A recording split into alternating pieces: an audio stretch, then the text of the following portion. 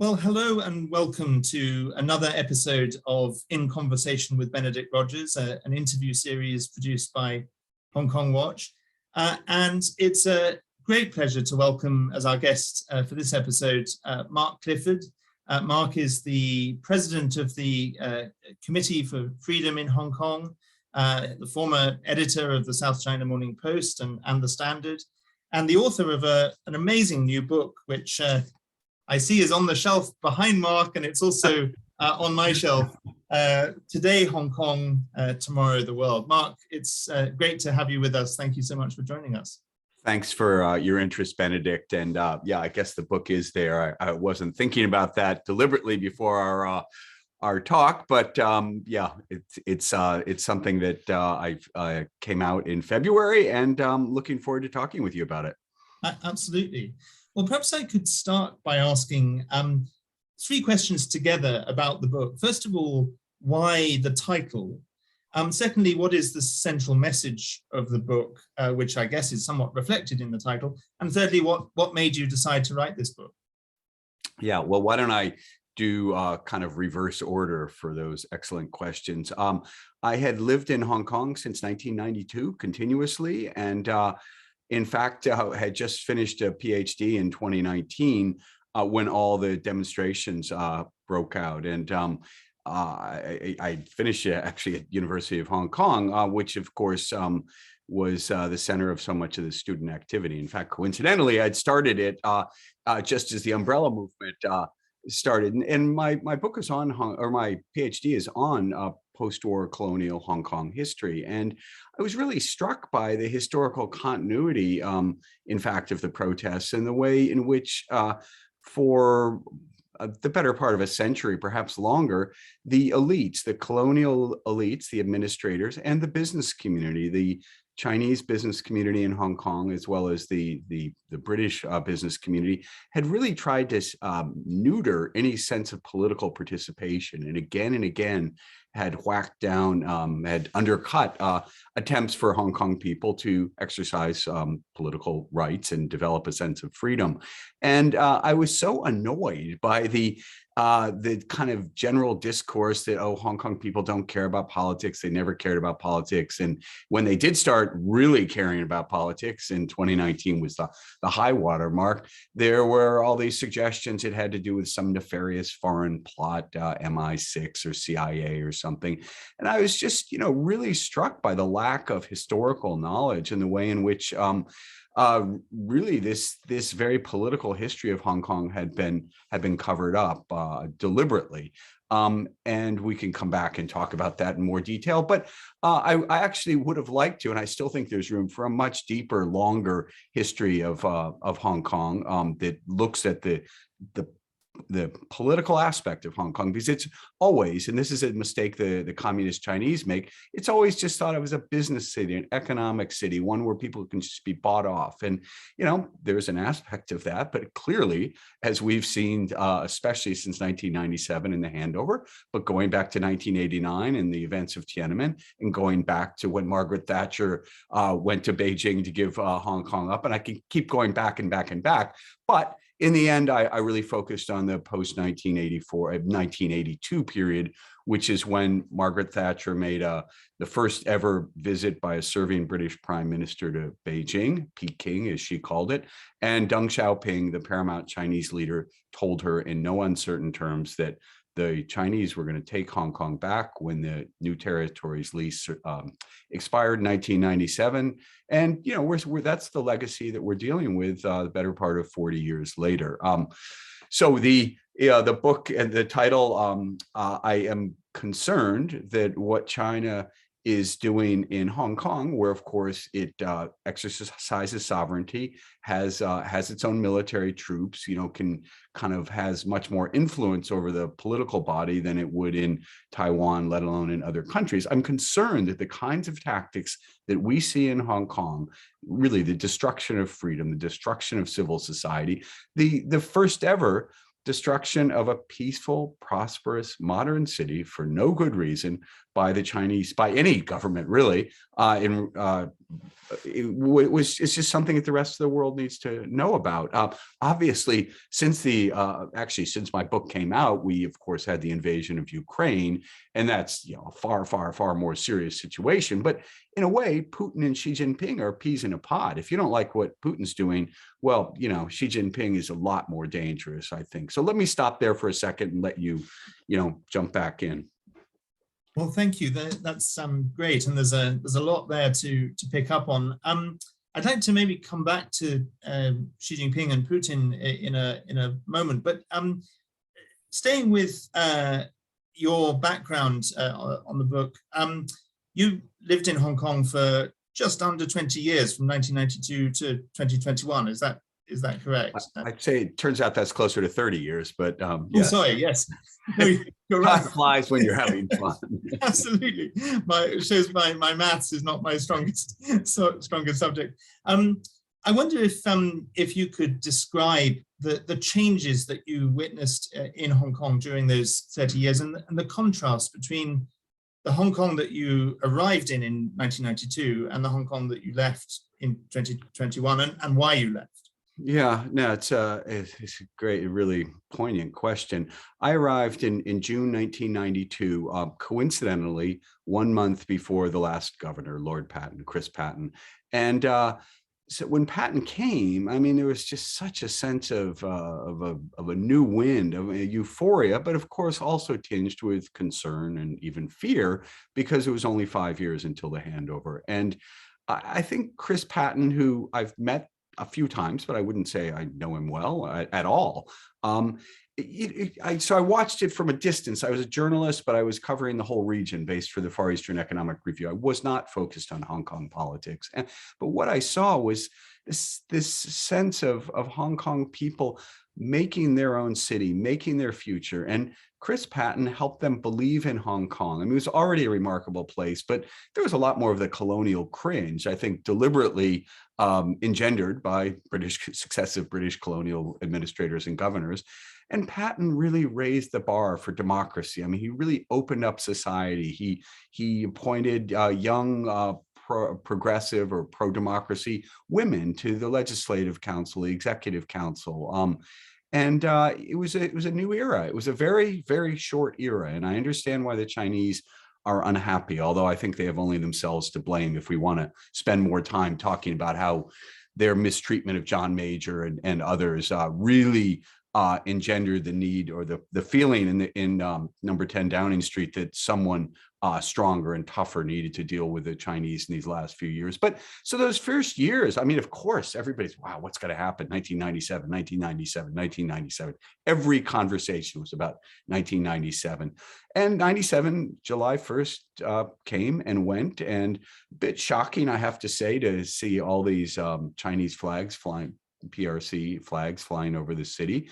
And the promises, the grand promises of Hong Kong, people ruling Hong Kong, and a move towards universal suffrage, which, really, of course, just meant electing the mayor and the city council.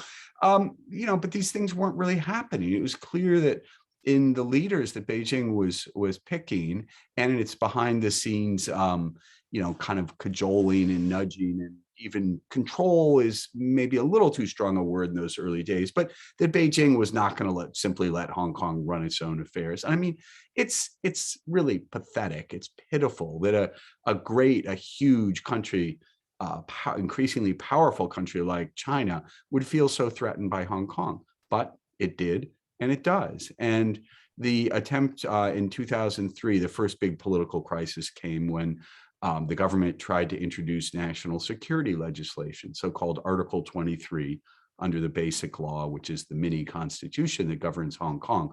Okay, fine. Every place has national security legislation. Nobody denies that. The question was, how do countries enforce it? And some countries enforce it in a kind of more holistic democratic way, and some use the national security legislation very punitively. And people in Hong Kong worried, of course, that this would be enforced in a punitive CCP mainland style fashion. And so 500,000 or so people came out in the streets in 2003 to protest against the legislation.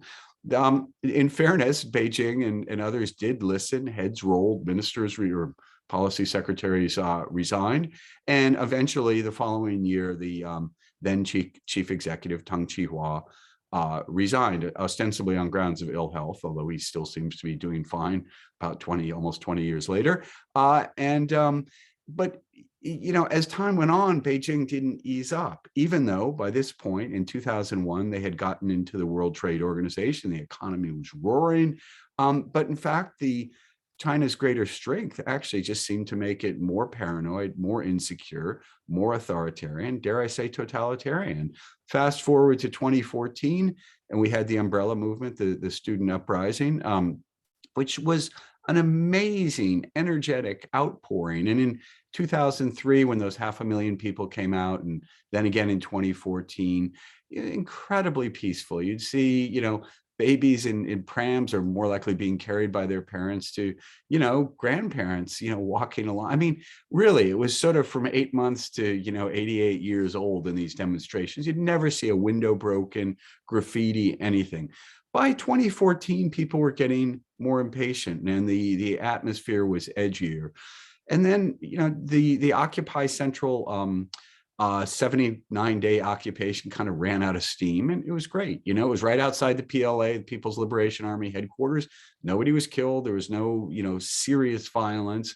But I think that the students and the activists said, what did we get? I mean, we've been fighting for democracy for 30 years. We're getting nowhere. And 2019, the demonstrations in that case prompted by an anti-extradition law bill, which in a way like Article 23, the national security legislation, prompted fears that the Chinese-style governance and legal methods, which really mean using the law to punish political opponents, were coming to Hong Kong. And we can talk more about that. But by the time the dust settled, Beijing had enough, brought in this sweeping draconian national security law. And I was kind of on the sharp edge of that as a director of Next Digital, which published the pro-democracy newspaper Apple Daily. We had first 200-odd police come in to our newsroom and arrest a number of people in August 2020, right after the national security law came into effect. I left on what was planned to be a year-end holiday at the end of October 2020, did not come back. And subsequently, Apple Daily's newsroom was raided the following June, so last June, June 2021, by 550 armed police. They took away our chief executive officer. They took away the editor-in-chief. Neither of those men have ever been freed since then. They're in jail right now, without bail, without trial, awaiting charges on kind of, unspecified, collusion and other supposed violations of the national security law, when all they were doing was the same thing that the Apple Daily people have been doing for 26 years, putting out a newspaper. We have 7 people in jail under the national security law, a number of editors, the founder and controlling shareholder, Jimmy Lai. None of them, except for Jimmy Lai, who's been convicted of some minor civil disobedience charges, none of the other ones have been convicted of anything. They haven't been tried. So that's the difference between the Hong Kong I came to, a free, open, prosperous place where a man like Chris Patten could help, encourage Hong Kong people to believe in themselves, to realize what they had in this great city, to a place where all, freedom of thought is ended, and anybody who tries to exercise it is thrown in jail or pushed into exile. Absolutely. There's a lot there that I'd like to pick up on, but at one point in your comments just now, you referred to Teng Chihua's resignation as the first chief executive. We're speaking actually on the day that Carrie Lam has announced she's not going to seek a second term. And I'd like to ask you 2 quick questions on this. The first is, Hong Kong doesn't seem to have done very well with its chief executives. Succession of chief executives who've not sought a second term, resigned, left pretty terrible legacies. What would your comment be on the succession of disappointing chief executives, and what do you read into Carrie Lam's announcement, and what do you think is going to come next? Yeah, great questions. Well, they're 0 for 4, as you point out, in terms of anyone serving the maximum 2 5-year terms. So we had Tung Chee-hwa, who resigned partway through his, little less than halfway through his second term. Donald Jung served out that term and one other term. They didn't really trust Donald, so they sort of decided that he couldn't, from the beginning, that he was only going to be able to serve one elected term. C.Y. Leung, kind of more hardline, more, I guess, vocally pro-Beijing chief executive, served one term, and his main legacy was the Occupy Central movement that I referred to, although he stirred up trouble that sort of set the stage for that with trying his attempt to put so-called patriotic education, in other words, brainwashing, into the schools, and then Carrie Lam. So either they're spectacularly bad at picking people, or the system is set up in a really bad way. I'd say a bit of both. There's it's supposed to be an executive-led system, but it's also one that's supposed to be moving towards universal suffrage. The problem that China has, and their difficulty in really squaring a circle, is that roughly 6 out of 10 Hong Kong people always vote for pro-democracy candidates. They have since the first legislative council elections in 1991, all the way through the district council elections at the end of 2019. So, well over 50%, sometimes a little less than 6 out of 10, but more or less, let's say 6 out of 10 people support the pro-democracy candidates. The problem is Beijing doesn't want the pro-democracy candidates.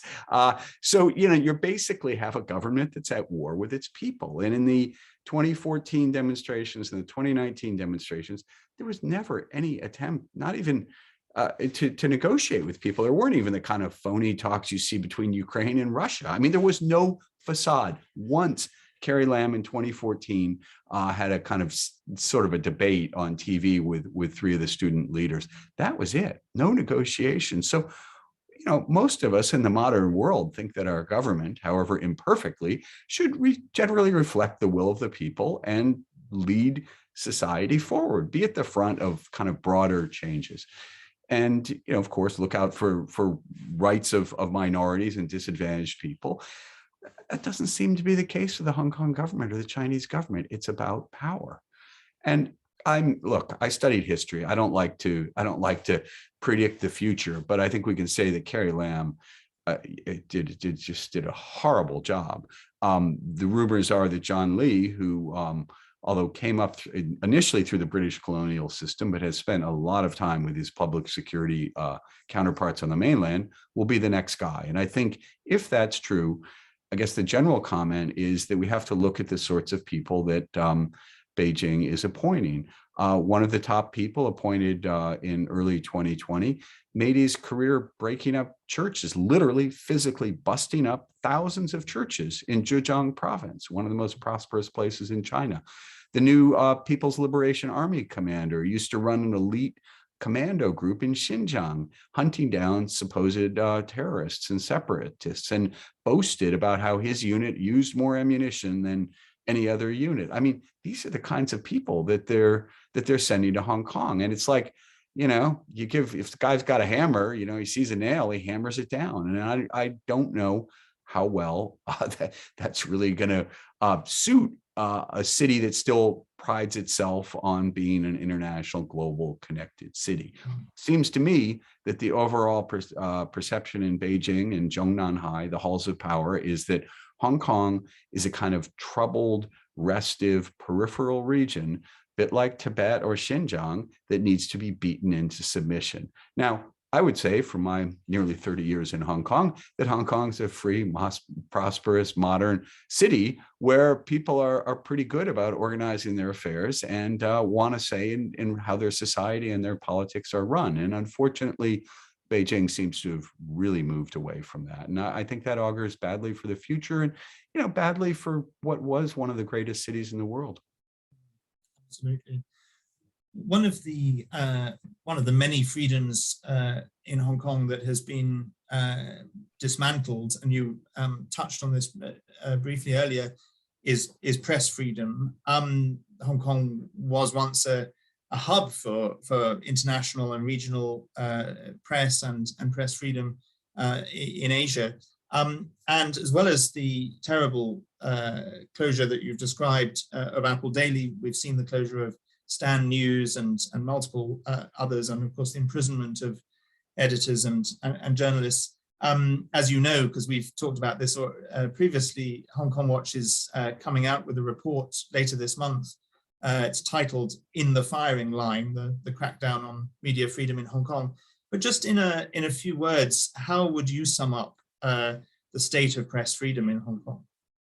Bad, appalling, almost beyond repair. As you said, Benedict, we've gone from a place that was the media hub of Asia, not just for the free, open coverage of Hong Kong itself, but also as a base from which international media organizations covered the rest of the region, to one where the New York Times, for example, has moved a substantial part of its Asian editorial operations from Hong Kong to Seoul. Now, as somebody who first moved to Seoul as a journalist in 1987 and watched the transition from military authoritarian regime to a very democratic one, I'm delighted for Seoul and for South Korea and for what that says about how governments can change to really reflect aspirations of modern affluent society. But I'm so sad about Hong Kong. I mean, you have a place where the whole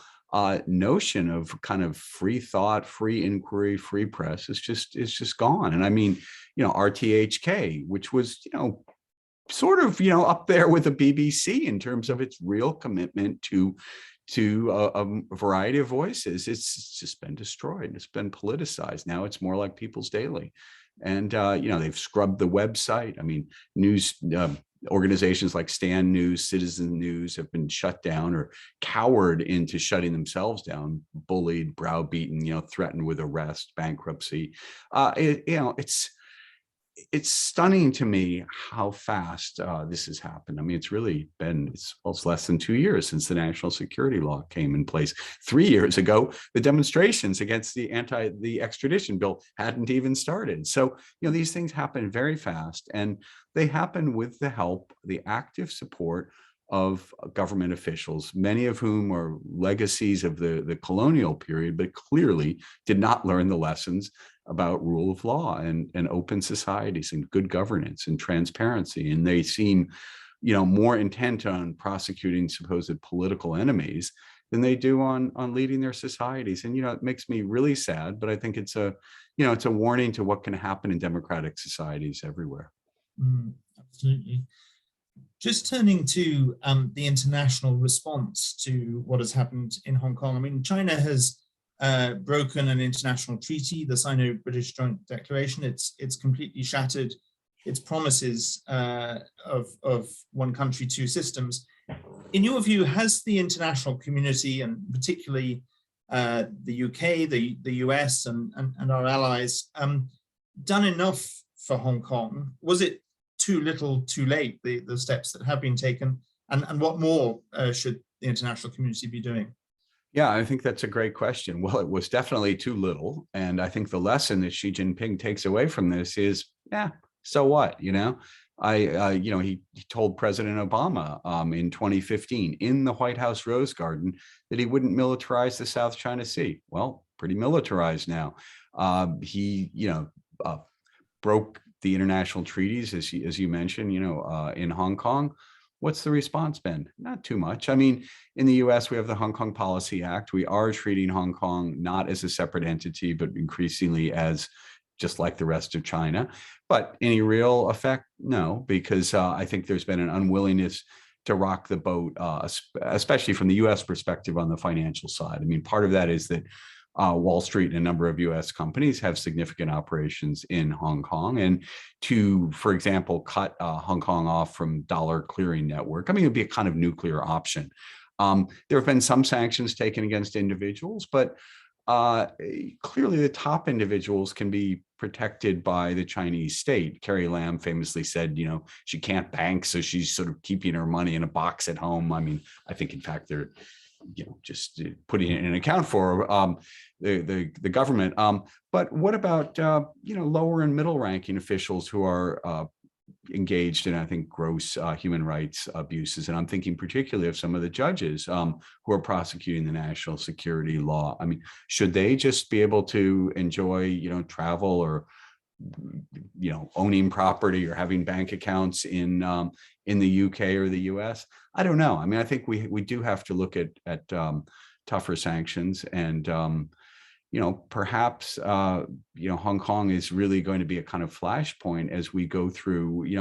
I'm reluctant to use this word decouple, because that implies there's going to be a kind of complete break in economic relations. But I mean, clearly the era of globalization and of ever closer economic ties is finished, and particularly when it comes to the US and China, but I would argue, to the free world and China, we're going to have, over the next, I would say 5 to 10 years, substantially less economic ties. It's not going to be easy, and it's not going to be quick, but I mean, we do need to start moving in that direction, because looking ahead and getting back to the subtitle of my book, what China's crackdown reveals about its plans to end freedom everywhere.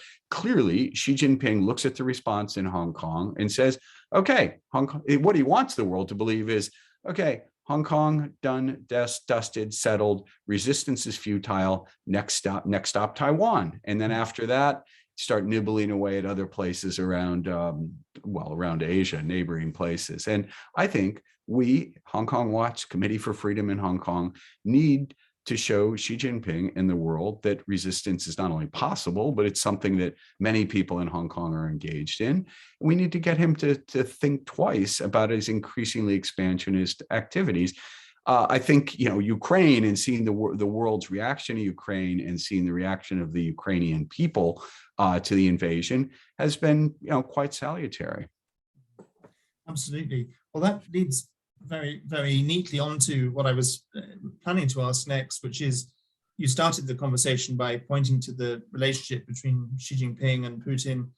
You've just commented on the threats to Taiwan and of course what has happened in Ukraine. Do you think that the Western response to the invasion of Ukraine, which seemed to me to be speedier and more robust and more united than perhaps I'd feared would be the case, do you think it has been strong enough to give Beijing pause for thought over how it approaches the Taiwan question, or do you think it's only a matter of time, and Xi clearly has ambitions on Taiwan?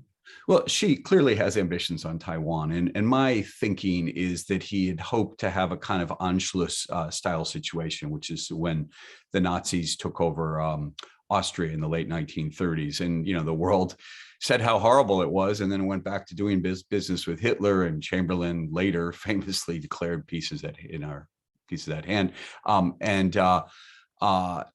I think that the reaction of the world and the reaction of the Ukrainian people will, I think it bolsters the confidence and the thinking in Taiwan, and definitely raises the danger and changes the calculus for the people in Beijing. I mean, look, Xi Jinping has given a deadline of 2049, which is not really too far away. It's a little more than a quarter century away to complete the kind of rejuvenation, revitalization, as he calls it, of China, of which the taking of Taiwan is a big part of that. I don't know. I mean, there's a lot at play. It's very, very difficult to game it out. I think clearly they weren't ready to take advantage of the kind of chaos in the world right now to go after Taiwan, although I at least doesn't seem like they were, or they haven't, but they're clearly acting increasingly aggressively toward Taiwan. And I think trying to, psychologically undercut and demoralize Taiwanese, and again, to make them think that resistance is futile. But I think the actions of the Ukrainian people have shown that, sometimes resistance is a lot more effective than people think, especially the invading army. Yeah, absolutely. Let me turn to a penultimate question, if I may. We've seen over the course of the last couple of years, especially the last year, hundreds of thousands of Hong Kongers leaving Hong Kong, especially coming to the United Kingdom under the British National Overseas Scheme, but some coming to Canada and to the United States and Australia and elsewhere. In your view, how can the what is becoming a Hong Kong diaspora, how can the diaspora continue the struggle for freedom for Hong Kong, particularly given that that struggle can no longer take place, or it's extremely dangerous to take place within Hong Kong? How can they continue the struggle, and at the same time, how can they preserve Hong Kong culture and identity in exile? These are great questions. I'm afraid they're way above my pay grade, but let me just say that I think technology has given us possibilities that didn't exist, say, in the post-1989, the Tiananmen period. So I think this year on June 4th, the commemoration of the Tiananmen killings, we will see global action, sort of kind of coherent global action of a sort that we've never seen before. Because interestingly, although those events happened in Beijing, over the recent decades, they've been very closely associated with Hong Kong, because Hong Kong was the only place in China where we could still commemorate the June 4th killings. And the last year there was a rally in Victoria Park. I was there. There were close to 150,000 people, and so Hong Kong has become linked with the Tiananmen commemorations. Except now we can take that globally, and I think we'll do that. And I'm sure you and I will be talking more about how that's going to happen. And as far as the diaspora goes, very, very difficult. But again,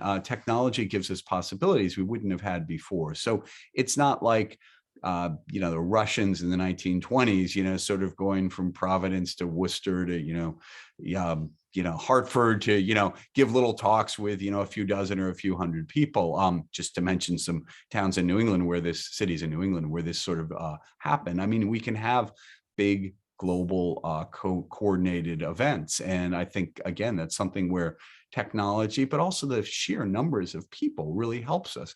Now, look, Hong Kong, I mean, how can you kind of recreate something in I don't want to say virtually because there are actual people involved, but when Hong Kong is a specific place that many of us can't go to anymore, I mean, I think it's a really, really big challenge. And I think it's something that, we all need to try to work on, but, we've got possibilities. It won't be easy, but look, the Chinese Communist Party is not going to be in power forever. We have to remember that. As strong as it looks, we also see that there are weaknesses. I mean, a year ago, or 2 years ago, I should say, it looked like COVID was a kind of existential threat to the CCP. And, 6 months later, that's how people, including Chinese commentators, talked about it. It was very serious. Well, if anything, I would argue that the situation is more serious now. The rest of the world has gone back to, as a result of vaccines and improved healthcare, is going back to some, or reemerging into some sense of a new normalcy. China's locked down, right? I mean, its vaccine isn't that effective. It doesn't seem to, its homegrown vaccine doesn't seem to want to buy better vaccines, although it'd be interesting to know what the leaders themselves have in terms of their vaccinations. It's got a lot of older people. Its healthcare system is not up to dealing with this. And all it knows is kind of, it's perfect, right? It's the automatic totalitarian response. Lock it down, lock them down. And so in Hong Kong, of course, the pandemic, COVID, has been used as an excuse to literally lock people up and make political organizing and rallies impossible.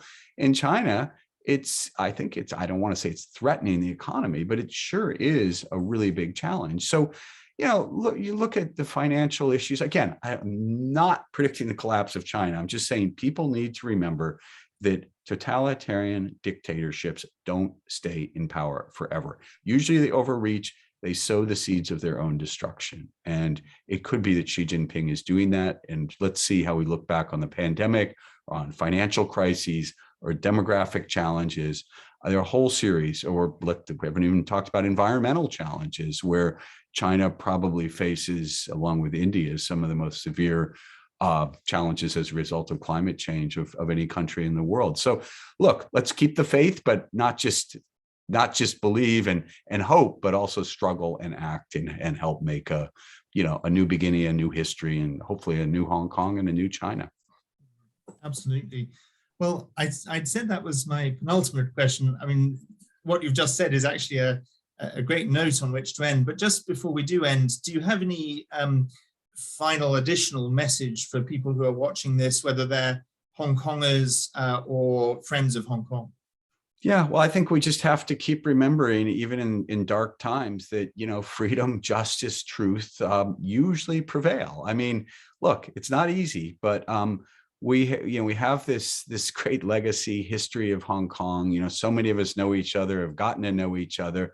We have such support from, I think, people around the world. I spent a lot of time in Washington. As you know, I've been to London and UK repeatedly in recent months. And, the support that we have, the goodwill that we have among parliamentarians, civil society, journalists is enormous. And I think, the Ukraine-Russia situation, I think, has really thrown into very sharp relief one of the great challenges of our time. I mean, I think one is climate change, of course, this kind of overarching one, but the other is the struggle between open societies and closed ones. And I think that as terrible as the Ukrainian situation is, it's shown us what's at stake. And for people who don't like Putin, I tell them, well, wait till you see Xi Jinping, because Putin is just the warm up. And I think that, we now realize what's at stake, and the struggle is joined. And so let's do what we can. We don't have, at least we in the Hong Kong democracy movement, we don't have bullets, we don't have guns, we don't have armies, but we have truth and justice and right on our side. And I think we have enormous support from around the world. So let's keep moving ahead.